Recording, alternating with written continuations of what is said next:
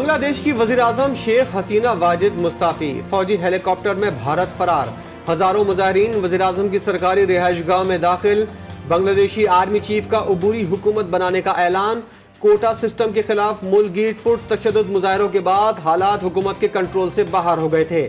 غیر ملکی میڈیا کے مطابق بنگلہ دیشی آرمی چیف نے شیخ حسینہ واجد کو مستعفی ہونے کے لیے 45 منٹ کی ڈیڈ لائن دی تھی۔ بنگلہ دیش میں ایک ماہ کے دوران ہنگاموں میں 300 سے زائد افراد ہلاک اور سینکڑوں زخمی ہوئے۔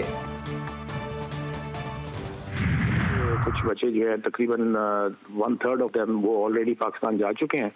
جو ریمیننگ تھے ان میں آدھے سے زیادہ ہمارے پاس ہائی کمیشن میں سیف اینڈ سیکیور ہیں۔ وہ الحمدللہ تمام کے تمام بچے بالکل خیر خیریت سے ہیں، اور ان کے پیرنٹس ہیں، ہمارا ان کے ساتھ بھی رابطہ ہے۔ سچویشن بہت فلوئڈ ہے۔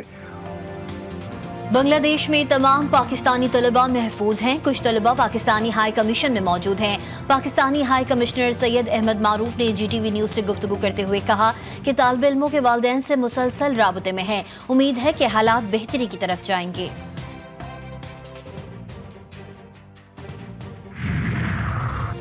جو پاکستان سے محبت کرے اسے سزا دو، یہ الفاظ ہیں بنگلہ دیش پر سب سے طویل عرصے حکومت کرنے والی شیخ حسینہ واجد کے، جو ہمیشہ پاکستان کے خلاف ہرزہ سرائی میں پیش رہیں۔ بھارتی پالیسیوں پر چلتے ہوئے شیخ حسینہ واجد نے اپنے خلاف اٹھنے والی ہر آواز کو خاموش کرنے کی کوشش کی۔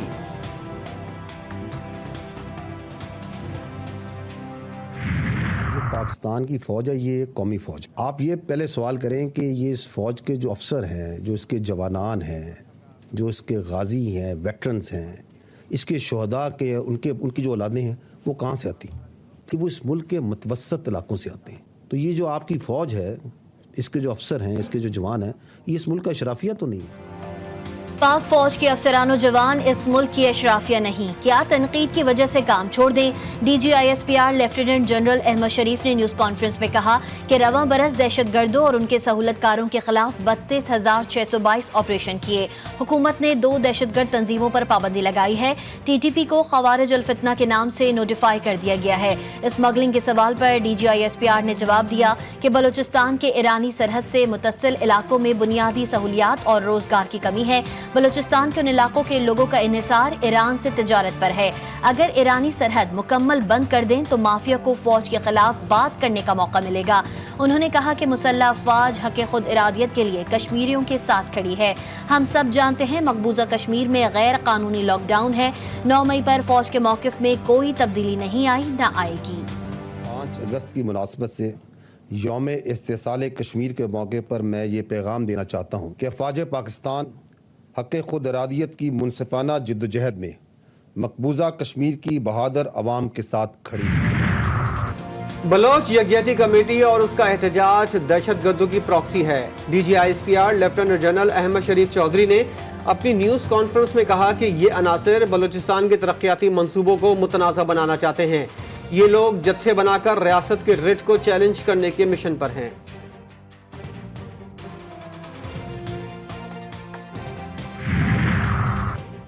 نیکٹا کی ماہانہ کاؤنٹر ٹیررزم انٹیلیجنس کانفرنس اعلامیہ کے مطابق کانفرنس میں سیکیورٹی صورتحال اور ممکنہ خطرات کا جائزہ لیا گیا۔ حالیہ کالعدم قرار دی جانے والی تنظیموں بشمول حافظ بہادر گروپ اور مجید بریگیڈ کے خلاف آئندہ کیے جانے والے اقدامات پر غور کیا گیا۔ دہشت گرد تنظیموں کے خلاف اداروں کی مشترکہ انٹیلیجنس کی بنیاد پر آپریشنز کا فیصلہ بھی کیا گیا۔ مقبوضہ کشمیر کی خصوصی حیثیت ختم کرنے کے خلاف ملک بھر میں یوم استحصال کشمیر، کنٹرول لائن کے دونوں اطراف اور دنیا بھر میں مقیم کشمیریوں نے یوم سیاہ منایا۔ بھارت نے 2019 کو آج ہی کے دن کشمیریوں سے ان کے رہے سہے حقوق بھی چھین لیے تھے۔ پاکستان بھر میں بھارت کے خلاف مظاہرے، ریلیاں اور احتجاج۔ اسلام آباد میں وزیر خارجہ اسحاق ڈار کی زیر قیادت کشمیر یکجہتی واک۔ کراچی میں پیپلز سیکریٹریٹ سے مزار قائد تک ریلی۔ پشاور میں سول سیکریٹریٹ سے گورنر ہاؤس تک واک۔ دنیا کے سامنے بھارت کا خونی چہرہ بے نقاب۔ وزیر اعظم شہباز شریف کا یوم استحصال کشمیر پر آزاد کشمیر قانون ساز اسمبلی کے خصوصی اجلاس سے خطاب۔ کہا آج کے دن بھارتی حکومت نے غاصبانہ طور پر جموں و کشمیر کے حقوق بھی چھین لیے، آرٹیکل 370 اور 35A کا خاتمہ کیا۔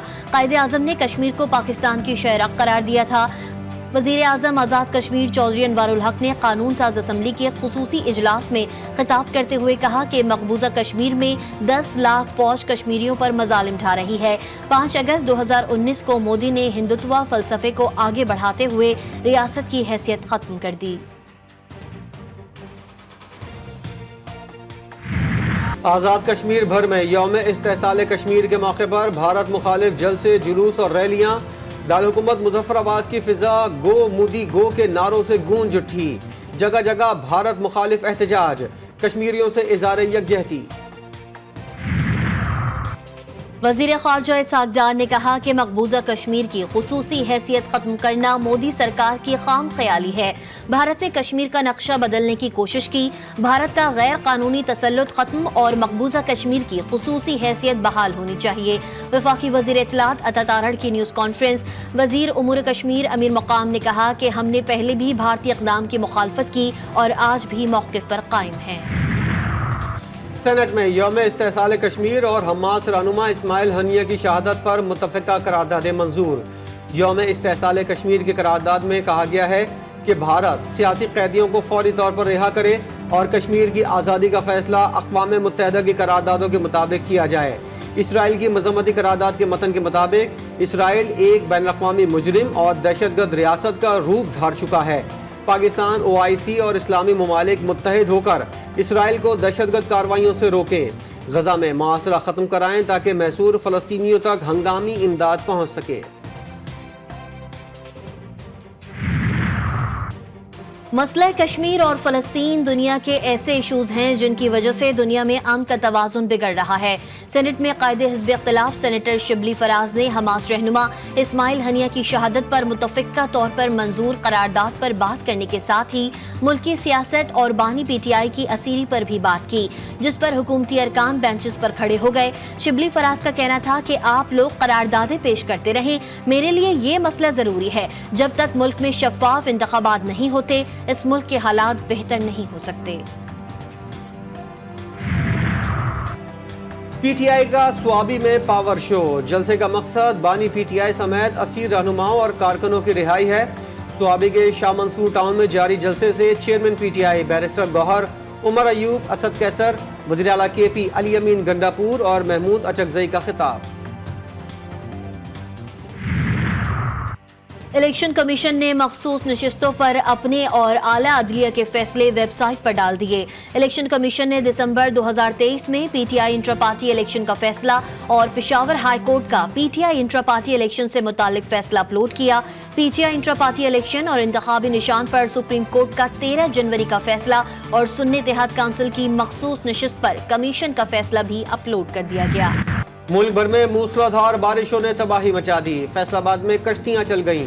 بلوچستان میں دریائے مولا سے آنے والا ریلا گندھاوا راج بند بہا لے گیا۔ سگڑی رابطہ پل کی ایک جانب شگاف پڑ گیا۔ ننکانہ صاحب، شیخو پورہ، کوٹ ادو میں دریائے بیڑ خطرے کی زد میں۔ سندھ میں دادو، لاڑکانہ، سانگھڑ، سکھر، جیکا آباد اور گھوٹکی سمیت دیگر شہروں میں وقفے سے بارش، نشیبی علاقے زیر آب۔ کراچی میں آج بھی موسلادھار بارش کی پیشگوئی۔ گزشتہ روز کی بارش سے شہر کی کئی سڑکوں پر گڑھے۔ لیاری میں مکان کی چھت گرنے سے 2 افراد جاں بحق۔ تحریک انصاف کے رکن قومی اسمبلی ممتاز مصطفیٰ اسلام آباد میں دل کا دورہ پڑنے سے انتقال کر گئے۔ ممتاز مصطفیٰ کا تعلق رحیم یار خان سے تھا۔ MNA کے انتقال کے بعد قومی اسمبلی اجلاس بغیر کارروائی کل صبح 11 بجے تک ملتوی۔ سینیٹر اعجاز چودھری کے پروڈکشن آرڈرز جاری کرنے کے لیے درخواست سینٹ سیکریٹریٹ میں جمع۔ قائد حزب اختلاف سینیٹر شبلی فراز نے پروڈکشن آرڈر کے لیے درخواست جمع کرائی۔ سینیٹر اعجاز چودھری کوٹ لکھپت جیل میں قید ہیں۔ لاہور ہائی کورٹ میں عظمہ بخاری کی مبینہ ویڈیو پر کارروائی کی درخواست پر سماعت۔ چیف جسٹس نے ریمارکس دیے کہ بتایا جائے ہمارے ملک میں ٹویٹر کی سروسز کن SOPs کے تحت دی گئیں۔ اچھی سروسز لینی چاہیے۔ آپ UAE سے جا کر سروسز لیں، وہاں VPN استعمال کرنا کتنا بڑا جرم ہے۔ عدالت کی پنجاب حکومت سمیت دیگر فریقین کو جواب جمع کروانے کی ہدایت۔ عظمہ بخاری نے وزیر اعظم سے درخواست کی کہ FIA سائبر ونگ کو بند کر دیں۔ ملک میں VPN کیوں چل رہا ہے؟ سائبر ونگ کو پتہ ہی نہیں کہ کرنا کیا ہے۔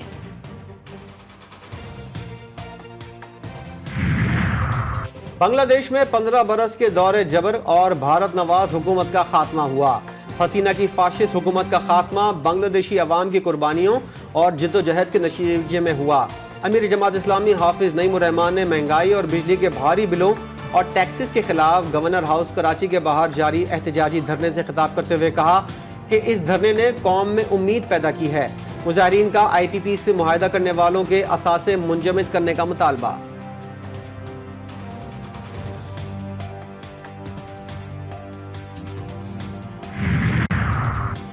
پی ٹی آئی رہنما اور نجی اسپتال کے مالک ڈاکٹر شاہد کے قتل میں اہم پیش رفت۔ لاہور پولیس نے مقتول کے بیٹے کو حراست میں لے لیا۔ ملزم نے مبینہ طور پر شوٹر کی مدد سے والد کو قتل کروایا۔ ایف آئی آر کے متن کے مطابق قتل کے وقت ملزم ڈاکٹر شاہد کے ساتھ تھا۔ ملک بھر میں زہر کے اثر کو زائل کرنے والی ویکسین نایاب۔ قومی ادارہ صحت نے ویکسین کی ہزاروں خوراکیں تیار کر لی۔ قیمت 800 کے بجائے 1800 روپے مانگ لی۔ سرکاری اسپتالوں کو نئی قیمت ملنے تک ویکسین فراہم کرنے سے انکار۔ ایبٹ آباد میں مدرسے کے قاری کی کمسن طالب علم سے بدفعلی۔ تھانے کی حدود میں مدرسے کا قاری ملزم سفیان 11 سالہ طالب علم عبداللہ کو حجرے میں لے گیا، بدفعلی کی اور ویڈیو بھی بنائی۔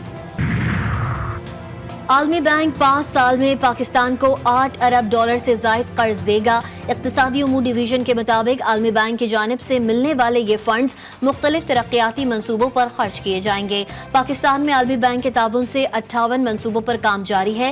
ان منصوبوں کی مجموعی لاگت 14 ارب 80 کروڑ ڈالر ہے، جبکہ پاکستان کو اب تک 6 ارب 16 کروڑ ڈالر مل چکے ہیں۔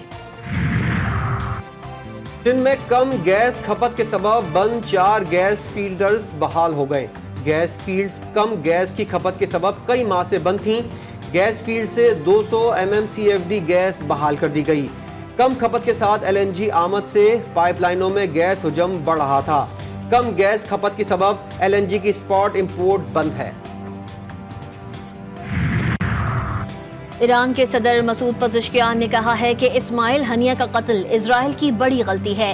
جواب دیا جائے گا۔ آزادی، جمہوریت اور انسانی حقوق کے سب سے بڑے دشمن اپنی دہشت گردانہ کارروائیوں اور گھنونے جرائم کے ارتکاب کے لیے اپنی سائنسی اور آپریشنل صلاحیتوں کو بروئے کار لا رہے ہیں۔ امریکی وزیر خارجہ اینٹونی بلنکن نے G7 ممالک کو ایرانی ممکنہ حملے سے خبردار کر دیا۔ اسرائیلی اور امریکی میڈیا کا دعویٰ، کہا ایران اور لبنانی مزاحمتی تنظیم اگلے کچھ گھنٹوں میں اسرائیل پر حملہ کر سکتی ہیں۔ ممکنہ طور پر یہ حملے سابقہ ایرانی حملوں سے مختلف ہوں گے۔ یہ واضح نہیں ہے کہ جوابی کارروائی کیا شکل اختیار کرے گی۔ صہیونی فوج کے حملے، 88 فلسطینی شہید اور درجنوں زخمی۔ صہیونی فوج نے غزہ سٹی میں حسن سلامہ اور النصر اسکولوں کی ڈرون سے نشانہ بنایا۔ بچوں اور خواتین سمیت 30 فلسطینی جان سے گئے۔ اسپتال کے احاطے میں قائم خیمہ بستی پر حملے میں 44 فلسطینی شہید، 80 زخمی۔ صہیونی فوج نے البریج اور المغازی کیمپ پر بھی حملے کیے۔ جنوبی لبنان میں اسرائیلی حملے میں حزب اللہ کے 2 اہم کمانڈر شہید۔ حزب اللہ نے بھی محمد حسن معروف المعروف فلاح اور علی مصطفیٰ المعروف ابو الاحرار کی شہادت کی تصدیق کر دی۔ دونوں کمانڈرز کو 2 الگ الگ حملوں میں شہید کیا گیا۔ ممکنہ ایرانی حملے کے پیش نظر اسرائیلی حکومت میں کھلبلی۔ اسرائیلی اندرونی سیکیورٹی کی ذمہ دار انٹیلیجنس ایجنسی شین بٹ نے اسرائیلی عوام کے بعد اب وزیر اعظم نیتن یاہو اور ان کی کابینہ کو بھی زیر زمین بنکرز میں رہنے کی تجویز دے دی تاکہ ممکنہ ایرانی حملوں سے بچا جا سکے۔ حماس کے سیاسی شعبے کے سربراہ اسماعیل ہنیہ کی تہران میں اسرائیل میزائل حملے میں شہادت کے بعد ایران کے ممکنہ براہ راست رد عمل کے خوف سے تل ابیب کی سڑکیں ویران بتائی جاتی ہیں۔ امریکہ میں کساد بازاری کے خدشات ایشیائی اسٹاک مارکیٹس کو لے ڈوبے۔ جاپان میں 12.5% کی تاریخی مندی ریکارڈ۔ تائیوان اور جنوبی کوریا کے انڈیکس 8% سے زائد گر گئے۔ شنگھائی، ہانگ کانگ اور ممبئی اسٹاک مارکیٹ میں بھی مندی کا رجحان۔ کرپٹو کرنسی بٹ کوائن کی قیمت بھی $50,000 سے نیچے آ گئی۔ برطانیہ میں سفید فام نسل پرستوں کے حملے خانہ جنگی میں بدل گئے۔ پرتشدد احتجاج کا سلسلہ 20 سے زائد شہروں میں پھیل گیا۔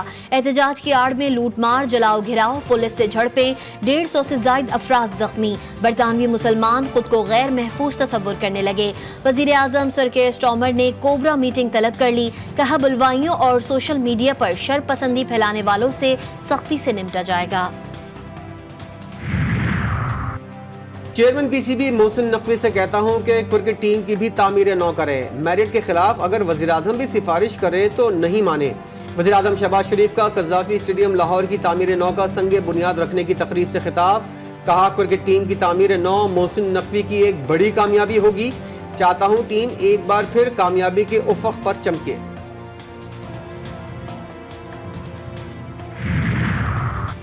Chairman P C B Mohsin Naqvi کہتے ہیں کہ تینوں فارمیٹ میں ڈومیسٹک چیمپئنز کپ ہر سال ہوگا، 5 ٹیمیں شرکت کریں گی، انٹرنیشنل کھلاڑی بھی شرکت کریں گے، ٹیم میں بہترین کھلاڑیوں کا انتخاب کیا جائے گا، ڈومیسٹک کھلاڑیوں کے معاوضے اور میچ فیس میں اضافہ کر دیا گیا ہے۔ ایڈوائزر وقار یونس نے کہا کہ یہ آئیڈیا بہت اچھا ہے، کرکٹرز کرکٹ کو نہیں سنبھالیں گے تو کرکٹ بہت نیچے چلی جائے گی، امید ہے پسند یا ناپسند کا معاملہ ماضی بن جائے۔ بنگلہ دیش کے خلاف ٹیسٹ سیریز سے قبل کھلاڑیوں کے فٹنس ٹیسٹ کا فیصلہ، ذرائع کے مطابق ٹیسٹ اسکواڈ کے کھلاڑیوں کو 9 اگست کو طلب کیے جانے کا امکان، بنگلہ دیش کے خلاف سیریز کے لیے ٹیم کا اعلان فٹنس ٹیسٹ کے بعد ہوگا، قومی کھلاڑیوں کے فٹنس ٹیسٹ 10 اگست کو ہونے کا امکان۔